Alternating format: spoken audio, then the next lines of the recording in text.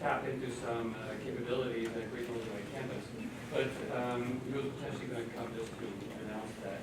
So maybe he'll do it in 2 weeks. Anyway, I'm Mike Vanderloos. As many of you know, I've been involved in the project course for DFP in the last 2 years. And it's always been my great pleasure to be part of DFP and all of its different activities, including my current position in the steering committee. And our main task is to find great speakers. So today I would like to welcome Professor Jaimie Borisoff, who has a PhD in neuroscience and then a postdoc in BCI EEG signal analysis, and is now a professor at BCIT and has a Canada Research Chair in assistive technology development. So along the way, he's also invented a really cool wheelchair. So he understands the entrepreneurial, or he has the entrepreneurial bug. And to top it off, we've been collaborators now, co-supervisors for 3 graduate students, or 2 masters and 1 PhD, all in the area of, I'll call it augmented assistive technology. So without further ado, and you can read all the rest of it in his bio sketch, let me introduce Professor Jaimie Borisoff.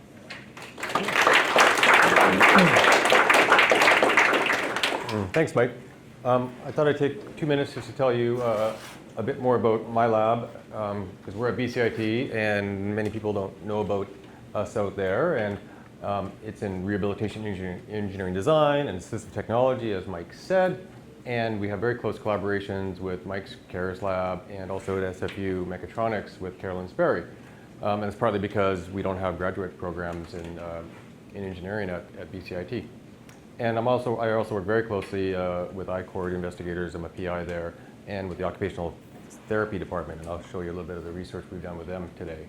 Do a lot with wheel mobility, wheelchair design. I'm going to tell you about that today. That's pretty much the focus of the talk. And we also do a lot with adaptive exercise and rehabilitation equipment, which is that picture there in the bottom.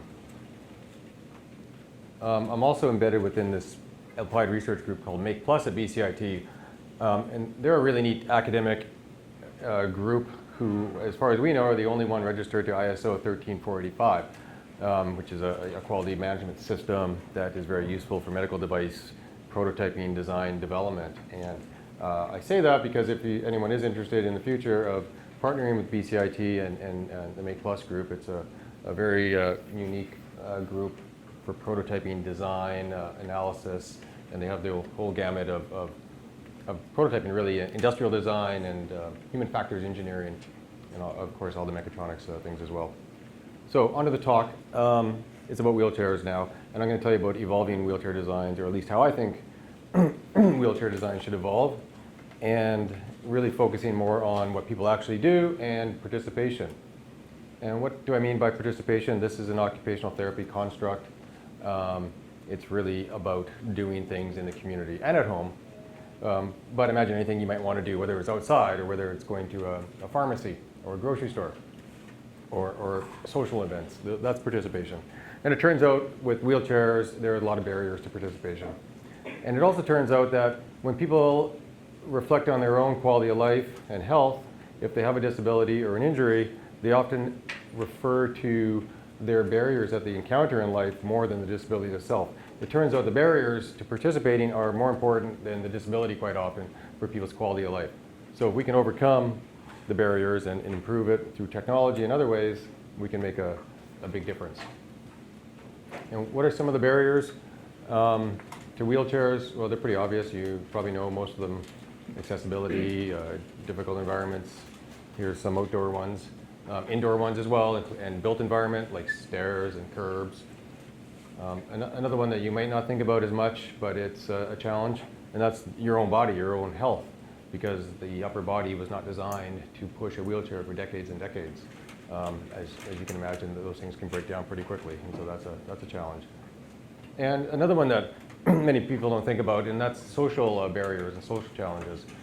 Being seated all the time in a wheelchair can make it very difficult to interact with people in the same way that most people interact, often standing and these sorts of things. So that's just a quick overview of some of the barriers that people who use wheelchairs encounter. The wheelchairs I'm going to be talking about today are almost exclusively the manual wheelchairs. We'll mention just very briefly things about power. I don't really need to get into the differences here, I don't think. But one thing I will highlight, we're going to speak a lot about later in the talk, is a manual wheelchair being used with certain accessories and components that attach to manual wheelchairs reversibly. You can put them on, take them off whenever you need them. And they have a huge benefits. I'm going to tell you more about that later. Here's a 30-second history of manual wheelchair development. It's gone from really stainless steel wheelchairs 100 years ago to aluminum chairs today to really aluminum, titanium, and carbon fiber wheelchairs.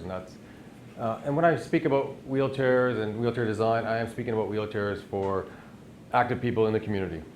And they are quite a bit different than maybe one that your great grandma, who's 89, might have, who uses it temporarily in the home or at a hospital. So these are wheelchairs that are very light, they're very rigid, and they're designed for pushing, and they're designed for lifting as well. And this is where things have evolved to, is these types of wheelchairs that weigh well under 20 pounds with the wheels on. Again, carbon fiber, titanium, aluminum materials. But the one thing to take home from this is that more often than not, almost exclusively, they are fixed frames. So the chair is just in that position all the time. And that's something that I have found difficult, and something that I've really worked on throughout my career now is changing that. And so basically wheelchairs have evolved to be very light, and that's about it. And so I'm going to suggest that there's maybe another way, and for various reasons. And one of them is, here's a clue. Manual wheelchair use, you only really spend 10% of the time pushing your chair. And that's really the same as you guys. You only spend about 10% of your day walking from lunch to your next class, for instance. The rest of the time you're sitting there. You're watching TV, you're at your computer, you're listening to a lecture. Same with wheelchair use. So what do you do with the other 90% of the time? Here's another clue. And I'm looking at you all now. Almost everybody has an adjustable chair. There's a few fixed chairs out there. So if you look at an old-fashioned chair like on the left, an office chair, that's kind of what wheelchairs were like maybe 50 years ago, and now the wheelchairs are like the one on the right.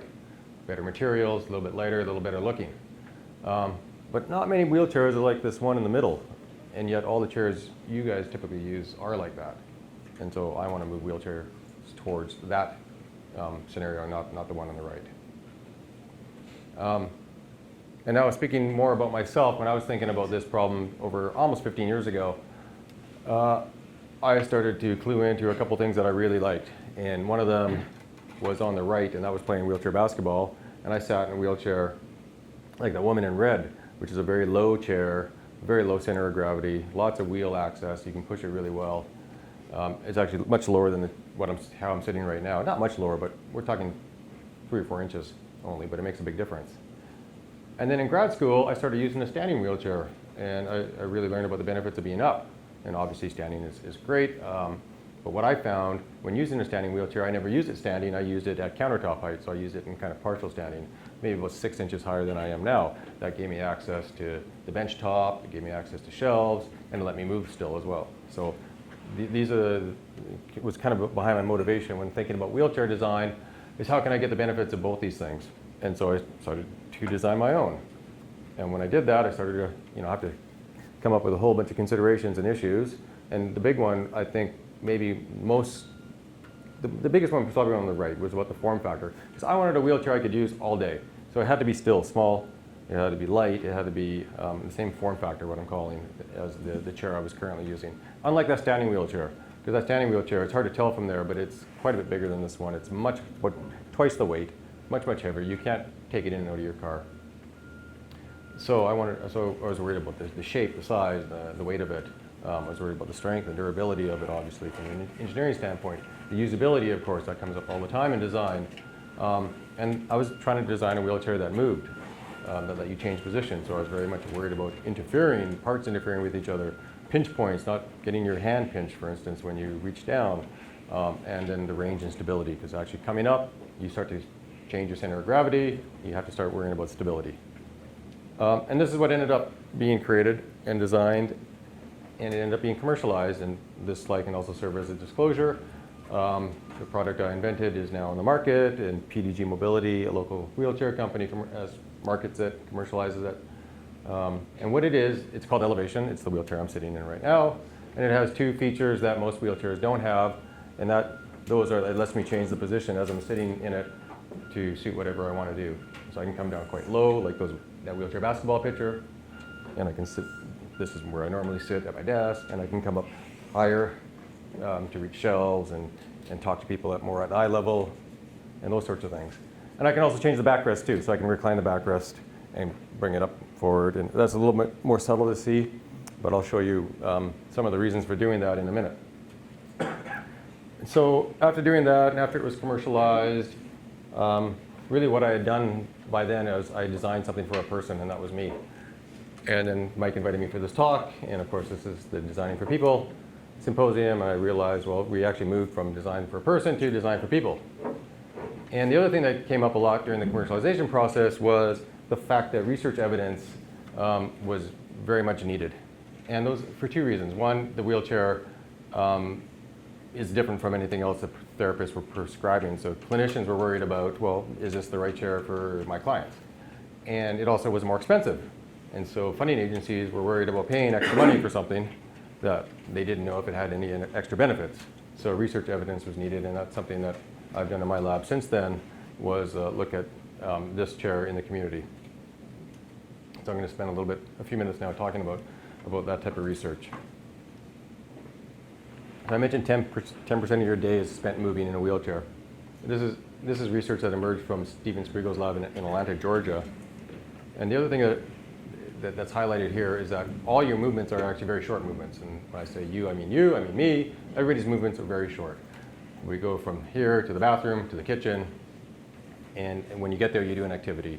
And it turns out the median length of that movement is about 9 meters. It lasts about 20 seconds. It's quite slow. And you do about 90 of those movements a day. These people in wheelchairs that was studied in Atlanta. And we've actually done it in Vancouver and Winnipeg now as well. And it's almost identical data. About 9 meters.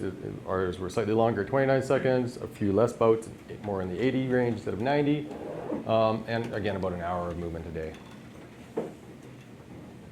And what we did when we were doing these experiments with the elevation wheelchair and customers, we instrumented the backrest and the seat as well. So we could find out where was the seat throughout the day, where was the backrest throughout the day, how often was it changed. And I only have time just to mention one little snippet about this, but it kind of gets at that design for people aspect of it. Many people are different. All people are different, obviously. There's different shapes and sizes. And when we talk about disability and wheelchairs, there's very much different function as well. And you look at that guy on the left, he is standing pretty much in his wheelchair. And these are the same wheelchairs that are just set up differently. They come configured from the factory a little bit differently. So this seat can go much higher than this one can. I'm more like this guy here on the right. I don't have the ability to stand like this fellow does. So again, these are some of the configuration and setup options you need to have when you think about a broader audience. And if you look at the figure on the right, this is looking at 8 different people. And the red and green bars are people that sit relatively low, and the purple and blue and way up here is orange. They're sitting at much higher heights. And this is just showing that all the 8 of these people, there's no real, they're all different. They all sit differently throughout their day. And that's kind of what that research is showing. Another question we asked, and this is a completely different type of research that many of you may not be familiar with, and that's qualitative research. But I guess with design, you are familiar with it, right? You're looking at focus groups and interviews and asking questions and doing surveys. And we did this with occupational therapy researchers who are experts at this type of research. And it's basically asking a wheelchair user, what does your typical day look like?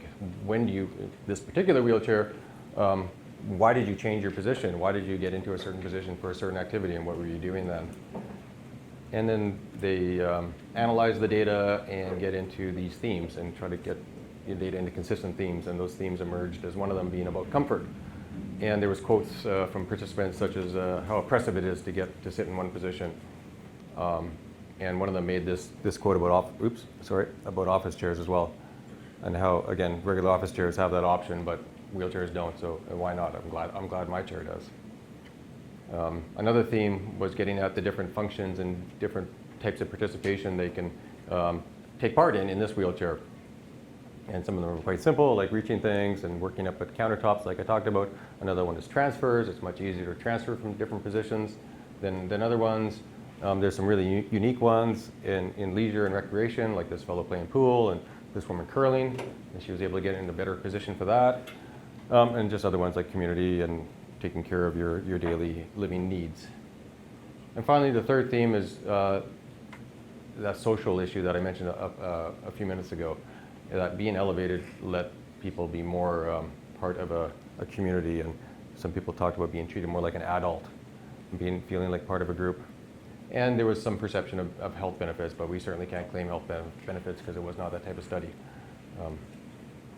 Okay, another type of research we've done is about the wheeling, because it doesn't matter that only 10% of your day is wheeling, it's still rather important, and we do know that shoulders break down over time due to wheeling a wheelchair. But it turns out when someone you need a wheelchair and a therapist works with you, they set you up and get you into a wheelchair that's designed for pushing on level, smooth ground. And that's because that's what the research has shown in the last couple of decades, because the experiments are very simple to do, and people are able to get quite good data to say how should someone sit and wheel efficiently. Yeah, but most of that data is all about sitting on level wheeling ground. And so imagine if I set up in my wheelchair, and this would be a type of a setup that a therapist would prescribe for me in a fixed frame chair. Then all of a sudden I start going up a hill. Well, now I'm in a far different position, aren't I? And now I'm quite tippy, and I'm angled quite far back. So immediately you can start to think about what if you could change those angles in real time, going uphill or going downhill? That might be beneficial. So I'm going to show you a little bit about that. Before I do, I'll just show you this very rigorous piece of data here about how is it difficult to wheel on smooth level ground. And so there's there's a 6-year-old, my 6-year-old at the time, there's my 2-year-old, who weighs about the same as the wheelchair. The point being, modern wheelchairs are very easy to push, and you can see the 6-year-old is actually able to push it quite quickly with very little training. So the point is, wheelchairs are easy to push on level, smooth ground. It's the hills and the grasses and other things that are more difficult. So how do you study this? Biomechanics, research, motion capture, EMG, muscle activity, these sorts of things. So here's a pilot study we've done with the Make Plus biomechanist, Yvette Jones. And I'll just jump into a little bit, one little snippet of research here. And these are these radar plots of a whole bunch of muscles on the outside here, and the level of EMG activity, the level of muscle activity. And the thing to focus on here is look at this green line here. It's much smaller than the purple. So the point is, if you get into the wheelchair position that this green line represents, you can use much less muscle activity to go uphill. Same with this orange line over here. It's a little bit like the gears on a bicycle. If you can get into a gear that's more advantageous, you're going to take more cycles, more pedals. In our case, you're going to take more pushes, but each push will be less forceful and theoretically perhaps a little bit easier over the long term. Downhill, and I'll just show you quickly, going uphill. So one thing to do is you just bring the backrest really far forward. This is like super uncomfortable right now for me to sit until I start going uphill, and then it's kind of more like my normal position, right? And so going downhill, you can do the opposite. How does someone go downhill? And when I say downhill, I'm talking about quite steep hills, not just a kind of a standard 1 in 20 ramp. And how you need to go down quite steep hills is often in a wheelie. And you can imagine most people in wheelchairs can't do wheelies actually, and if it's raining, it's quite difficult. And you need to do a wheelie because you might tip forward or you might slide out of your wheelchair if you're on too steep of a hill. So with this wheelchair, what you can do is you can adjust your seat really quickly, your seat and backrest, and go down in a very stable configuration. And so that was very interesting, and we started a project with a grad student in SFU Mechatronics in Carolyn Sperry's lab.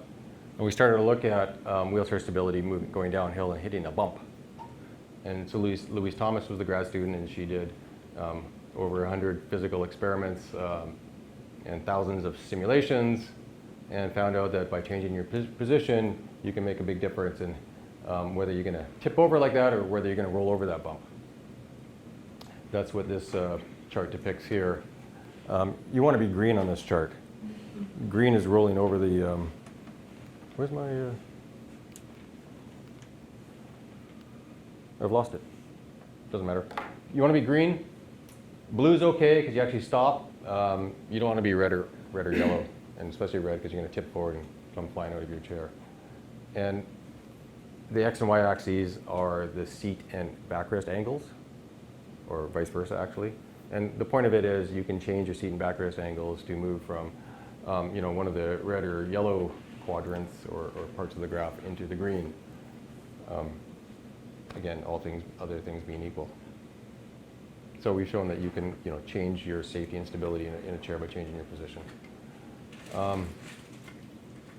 And how are we improving it over the years? Well, the top left was the first one that I designed. The second one was a team at PDG that I was involved with. That it evolved, it got lighter, it got better looking. And then the one on the bottom is one we have in the lab. And we added a new function to this one, which we call kneeling, which has a third adjustable feature now where you can actually drop the front end. And dropping the front end might be useful for getting to and from the floor, for instance, and folding it up into a small package for transport. And now that was about we're at 12:35. I'm going to zip forward and have a little segue here into another part of the talk. And that's a new research design direction that we're undertaking right now. And it's around this concept of add-ons that I mentioned at the beginning. And I'm just going to jump right forward. So I'm going to show you a whole bunch of slides right now that really get at all these different parts of the design process. The understanding user needs and defining a problem and thinking about ideas and doing some prototyping and even just a little bit of testing at the end. And Masa Kalili in Mike's lab that Mike and I co-supervise, she's taken the lead on a lot of this in terms of the model that we're thinking about in this area. And she's come up with this concept of autonomy that's in the literature that really emerged as very important in the literature. And that's talking about having decisional and executional control over what, when, how, when, why do you want to do activities. Basically letting you do what you want when you want. And that is a little bit different from participation, and it's a little bit different from independence. And it seemed to be like a really nice framework to think about when one wants to make a better product or a set of products. And the other area that we're focusing on, that we have some research to point in this direction, and my own personal interest, since it's my lab, is the outdoors. And again, we know the outdoors is such a barrier to participation, and wheelchairs just don't work that well on it, and we wanted to make some inroads there. And if you think about the outdoors in current products, there are actually some solutions. None of them really offer that autonomy, and they all have drawbacks. If you're talking about the beach, well, you can get a beach wheelchair if you happen to be at a beach that has one and it's available, and you have someone to push you, so you can see lots of drawbacks all of a sudden. If you're a U.S. veteran and you have VA funding, they will actually often buy you a tank chair. This is actually a real product. $30,000. Only very few. Only really the VA would fund it, or a very wealthy individual. And you can pretty much go anywhere on that. There's no doubt about it. But it obviously has some drawbacks, the expense, but also the sheer size and immensity of it. But you can see in winter in particular here, it looks like it's working very well. And speaking of winter, I'm going to talk a little bit more about the Winnipeg data we have. When we showed you how we did data logging in Winnipeg and learned about how people are moving their wheelchairs. We also did GPS, and we looked at a few other things too. And one of them is, with these people in Winnipeg, we instrumented their chairs for an entire year. And so we followed how they moved their chairs over an entire year. And no surprise, they went outside a lot less in the winter and wheeled a lot less in the winter. So it was good to document that. It was not a surprise. But it's very important when one thinks about how difficult it is to get out into the community for some people, and how important it is for people to be active and exercise and these sorts of things. And it just provides some data now for people to move forward with. The other thing we found out that was interesting was people's ability to get into the community was very much dependent on what kind of transportation access do they have. Do they have their own car, their own vehicle? Then they did actually quite well in the winter or the summer, it doesn't matter. But if they had to rely on public transportation like the Handy Dart system here or buses here, they did not get out in the community nearly as much. So that's something just really highlighting how important transportation is. Another type of study we've done is looking at outdoor recreation amongst wheelchair users and talking to them about their perceptions of barriers and facilitators. And well, lo and behold, no surprise, they're highly motivated to get outside. and they encounter many barriers. And again, they talked about how important it is for new equipment and new designs to come about, new technology. And the other thing that came up again and again was transportation. Sometimes there are programs that have accessible products to get people into the nature, but sometimes people can't get to them because of the transportation options. So that's really the take-home message here about outdoor barriers. New designs are needed, and we need to ensure that transportation is part of those things. Now,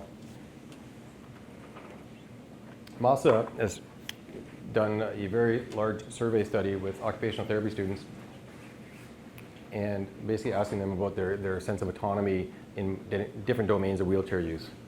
And green on this graph are people that are very satisfied, and orange and red are people that are less satisfied. And generally in these types of surveys, it's a little bit just difficult to distinguish between categories. There's ceiling effects and these sorts of things, but the one thing that does stand out is that the natural environment is certainly where people are less satisfied with their autonomy. Again, no surprise, but it's nice to see that confirmed.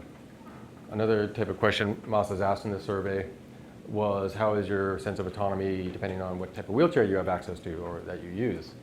And the power wheelchair users are slightly less satisfied than the manual wheelchair users, but those manual wheelchair users with add-ons on the far left there are the most satisfied.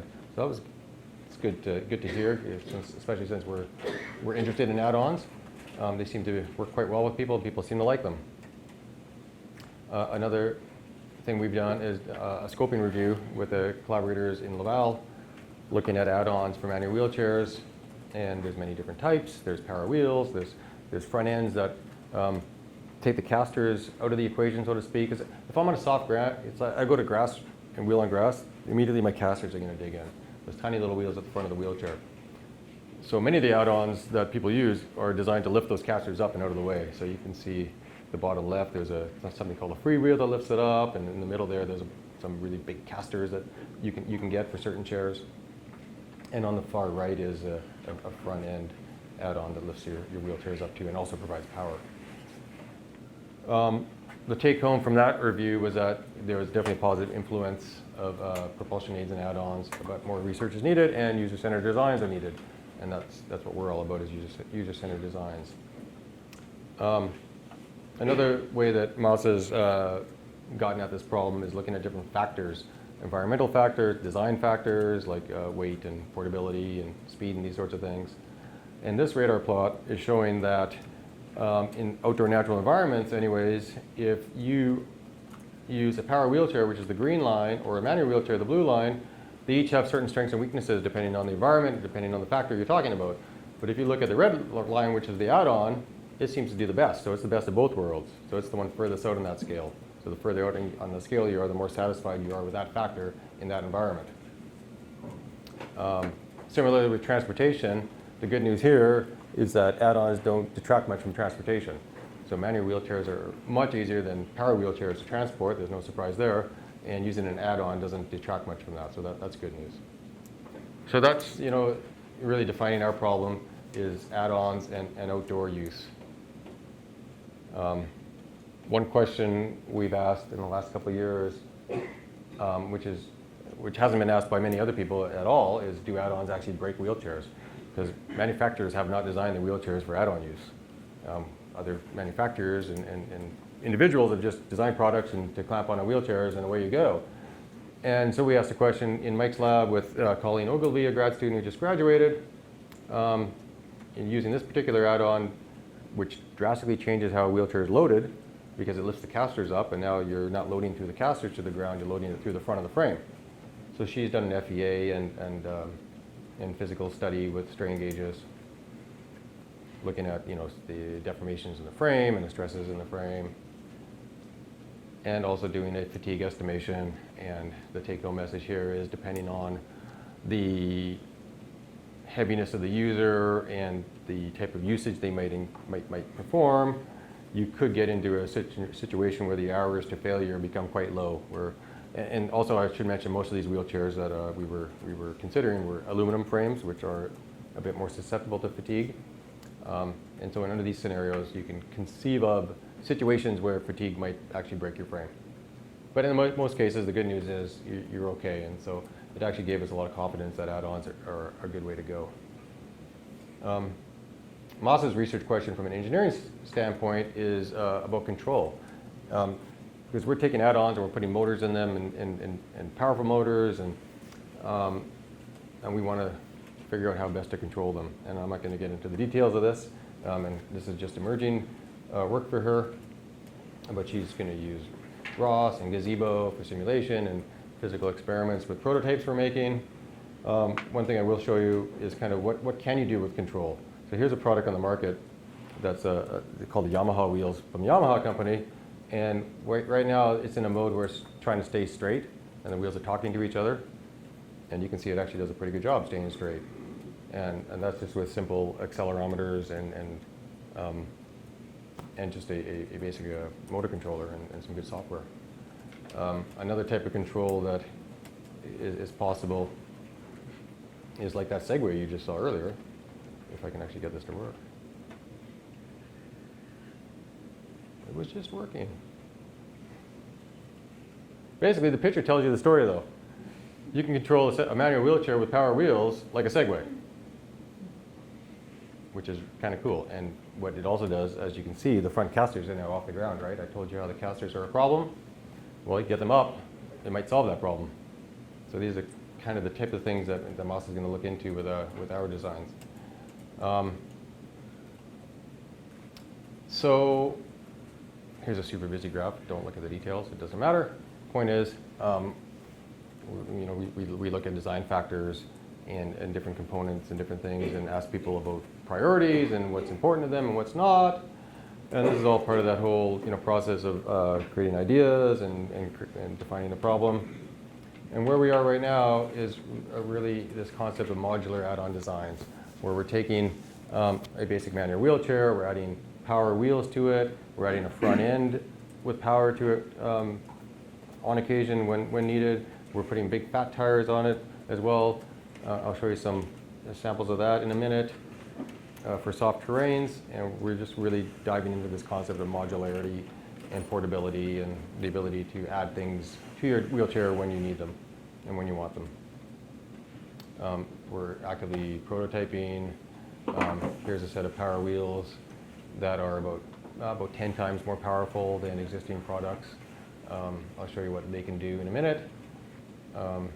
Here's a front end that we modified from an existing product with some powerful fat tires and powerful motors. And I show this picture just to talk about, again, one of the important things is transportation and portability. You can actually put these things in a car fairly easily. You can actually put them on a plane, and I've taken them on a plane.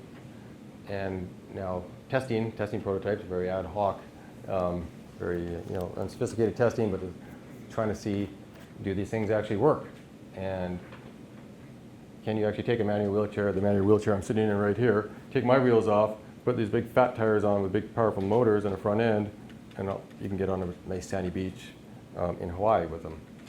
So that's pretty cool. And I've also tried them on at Sun Peak Sioux, and that's actually me going up a very gentle ski slope. It's gentle enough, but the point is a manual wheelchair cannot really do that unless you give it a whole bunch of funky add-ons and a lot of power and a big battery pack. But the neat thing is a family of 4 can get in a car and travel with these devices, not like that big tank chair I showed you earlier, and you can go somewhere and do something like that. So where are we going from here? This is the last slide.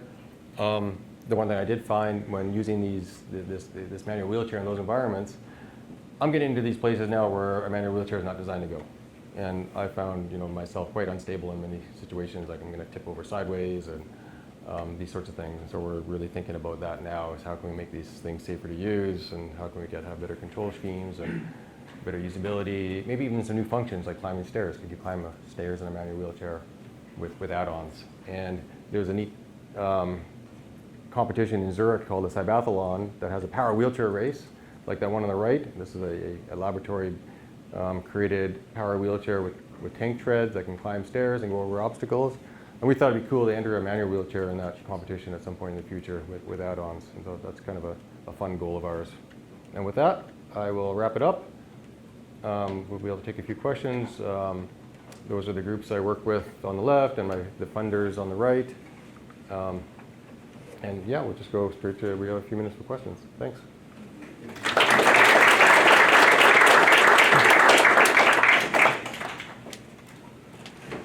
Any questions?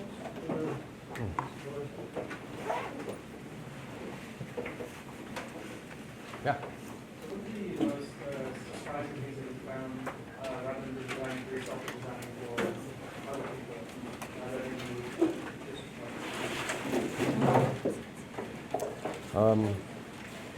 Well, this large diversity in users. Again, people in the industry knew that. I was not in the industry, even though I was someone who used a wheelchair. I started looking at order forms from other manufacturers and realizing they are huge. And there's hundreds, if not thousands, of different configurations for any one product. And you can imagine as a small manufacturer, that can be very difficult to accommodate. That was a surprise. The other surprise is how, and I guess many product developers and designers aren't surprised by this, but I was, and I still am, is how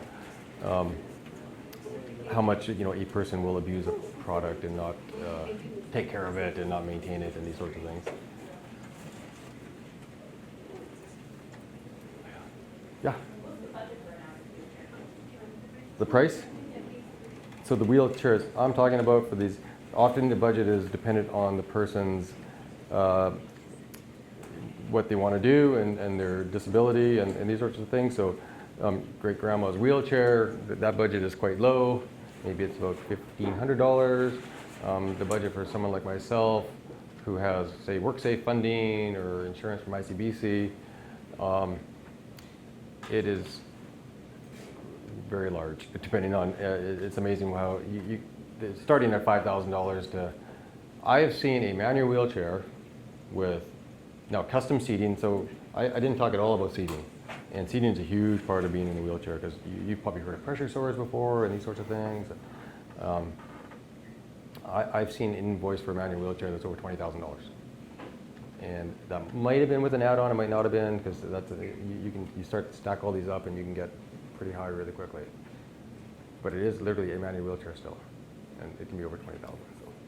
But 5 to 7 would be more typical for a, although there's these carbon fiber chairs on the market now that people are spending $10,000, $12,000 on, that some funding agencies are actually paying for. Most don't, but it exists, yeah. Yeah? How much do you find that you're designing, not just for like wheelchair user, people maybe supporting a wheelchair user? I don't do a lot myself, but that is a very big consideration for people who design wheelchairs for other populations. Long-term care, elderly, geriatric, bariatric markets. There's a whole looking at that for sure. In our case, it would come down, we would think about it in the sense of is someone else picking the chair up and putting it in a car. And that is certainly, like when I go out with my family, my wife will put my chair in the back of the car. When I'm by myself, I put it in myself. And so yeah, you're thinking about it in those ways. You think about it, really it's the same I would think for myself though, is I have to take it apart, so it has to be easy to come apart, and it has to be light, as light as possible. And so those are the considerations. I have a question. So a lot of design is trade-off analysis. And often you're trading off like mass or volume with capability and performance, and it has to be the battery size, and it has to be well, you showed a whole range of states from 10 kilos to probably 100 kilos. And does there seem to be like not just weight and performance, but does there seem to be like a tipping point for people where all of a sudden they say, oh, this is too much like a power wheelchair, so, and I don't want to go there? Have you found any common threads in I'll call it the consumer of add-ons and manual chairs? So in manual chairs, we have not seen a tipping point in terms of weight on going the other direction. I thought 10 years ago that the manufacturers got a really nice lightweight wheelchair, easy to pick up, really light. You take the wheels off, it's 12 pounds, something like that, 15 pounds maybe. They consistently evolve it, it gets lighter, and people like it. And part of it is really good marketing, part of it is legitimate features. There's actually been research done about pushing a wheelchair, and no one really notices an extra 5 kilos on a wheelchair when they push it. A modern wheelchair that's stiff and rigid and performs well. Again, on level, smooth ground. And that's partly because if you think of someone that weighs 80 kilograms, adding 5 to it, it's 80 kilograms plus the 10 to 15 of the wheelchair plus another 5, it just gets, it gets lost in the wash a little bit, right? But when you actually pick it up, that's when you do notice it. And so there has not been a lower threshold yet on weight that we've seen that people are, I think we must get close to it now. There are wheelchairs on the market that are, there's one that's 4 kilograms with wheels on. Now, there are trade-offs there because they have very small casters, for instance, and they don't have, I have this nice orthopedic custom backrest that weighs a few pounds itself, and so there's lots of trade-offs, but they find a market for this $12,000 carbon fiber chair that's 4 kilos. Going the other way, with add-ons, we find that it's important and everybody thinks about it and everybody markets it, and depending on the person though, if they find enough function, enough features and benefits from it, they tend not to care. And one reason would be that some people that do move into add-ons are starting to think about their shoulders more, and they've maybe gotten themselves into a situation where they now have a van with a ramp instead of a car that they take the chair apart and lift in. And a van with a ramp, you don't care about an extra 20 pounds anymore. So in that regard, I think it does come up. But lighter is always better, of course, as long as you can get the function you want. Any other questions? In that case, I'll close our lecture for today, and I think Jaimie may have a few more minutes to stay here. And if you have questions afterwards. And we also have